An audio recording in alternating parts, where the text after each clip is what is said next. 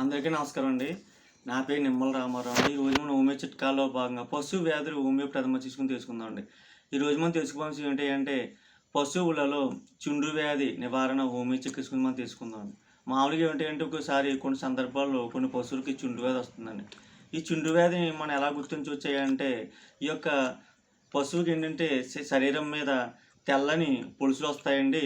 అవి అదేవిధంగా దురద ఉంటుందండి. కొన్ని పశువులకు వెంట్రుకలు ఊడిపోతాయండి. ఇటువంటి సందర్భంలో చుండ్రు వ్యాధి నిర్ధారణ అయిన తర్వాత మనకి దీనికి హోమియోలో చక్కటి హోమియో ఔషధాలు ఉన్నాయని ఏమైనా తెలుసుకుందాం. మొట్టమొదటి ఏమిటంటే గ్రాఫ్టిస్ 30 అనే హోమియో ఔషధ లక్షణాల ప్రకారం చాలా అద్భుతంగా పనిచేస్తుందండి.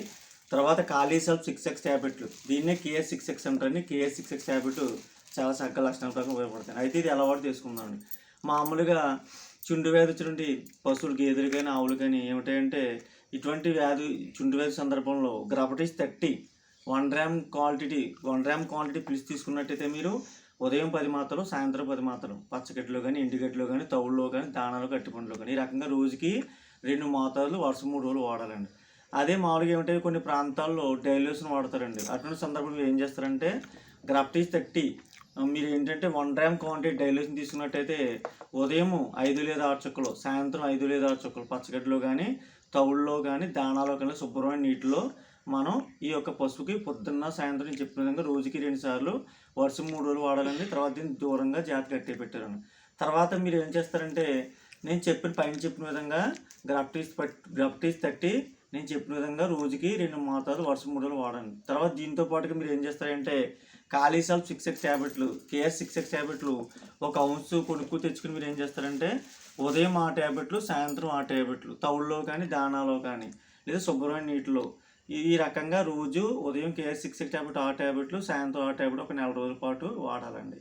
చక్కగా మరి ఈ విధంగా వాడి ఈ చుండ్రు సమస్యను మనం నివారించవచ్చు. అదే మనకి దూడల్లో కనుక చుండ్రు వస్తే ఇటువంటి సందర్భంలో ఏం చేయాలంటే గ్రాఫ్టిస్ 30 మీరు 1 గ్రామ్ క్వాంటిటీ పిలిచి తీసుకున్నట్టయితే ఉదయం 6 మాత్రం, సాయంత్రం 6 మాత్రం ఈ యొక్క దూడ నాలుక మీద వేయాలండి, లేదా పచ్చగడ్డిలో వేయొచ్చండి. అదే మామూలుగా దీంతో పాటు అదేవిధంగా డైల్యూషన్ అయితే కనుక ఈ యొక్క దూడకే ఉదయం 6 చుక్కలు, సాయంత్రం 6 చుక్కలు శుభ్రమైన నీటిలో వేయాలండి. లేదా దూడ ముట్టి పట్టుకుని నాలుక మీద జస్ట్ ఒక 3 చుక్కలు ఉదయం, సాయంత్రం ఏదో రకంగా కడుపులోకి వెళ్ళి చేయాలండి. రోజుకి 2 సార్లు నేను చెప్పినట్టు వాడాలండి. నేను చెప్పినట్టు ఈ 2 విధానం ఏదో ఒక విధానం అనుసరించండి. నేను చెప్పిన విధంగా దూడలోకి వస్తే కానీ చుండ్రు వ్యాధి గ్రాఫ్టిస్ 30 ఉదయం, సాయంత్రం రోజుకి 2 మోతాదులు వరుస 3 రోజులు వాడాలండి. తర్వాత దీంతోపాటు మీరు ఏం చేయాలంటే కాలీసల్ఫ్ 6x ట్యాబ్లెట్లు, KS6X ట్యాబ్లెట్ ఒక ½ ounce తీసుకుని రోజు ఉదయం 3 ట్యాబ్లెట్లు, సాయంత్రం 3 ట్యాబ్లెట్లు. పెద్ద దూడ అనుకోండి మీరు ఏం చేస్తారంటే తవుల్లో కానీ, దానాలో కానీ మీరు రోజుకి 2 సార్లు 3 ట్యాబ్లెట్ చొప్పున 4 రోజులు వాడుతాను. అదే చిన్న దూడలు అనుకోండి కొంచెం పరిశుభ్రం నీళ్ళు తీసుకుని ఒక 3 ట్యాబ్లెట్లు వేసి కరిగిన తర్వాత ఈ యొక్క దూడకే ఉదయం 3 ట్యాబ్లెట్లు, సాయంత్రం 3 ట్యాబ్లెట్లు రోజుకి 2 సార్లు ఈ రకంగా 4 రోజుల పాటు వాడచ్చండి.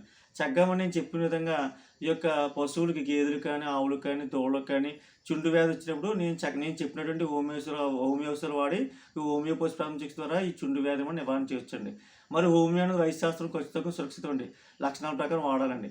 ఇది ఎప్పుడు కూడా ఈ హోమియో ఔషధాలు ఘాటు వాసన, శుభ్ర ప్రదేశాలు ఉంచాలండి. చిన్నపిల్లలు దూరంగా ఉంచాలండి. మరి ప్రతి రైతు, పశుపోషకులు, డైరీ నిర్వాహకులు నా హోమియో చిట్కాలు అని యూట్యూబ్ ఛానల్ సబ్స్క్రైబ్ చేస్తారు, లైక్ చేస్తారు, షేర్ చేస్తారు మనస్ఫూర్తి కోరుకుంటూ సెలవు తీసుకుంటున్నానండి. ధన్యవాదములండి.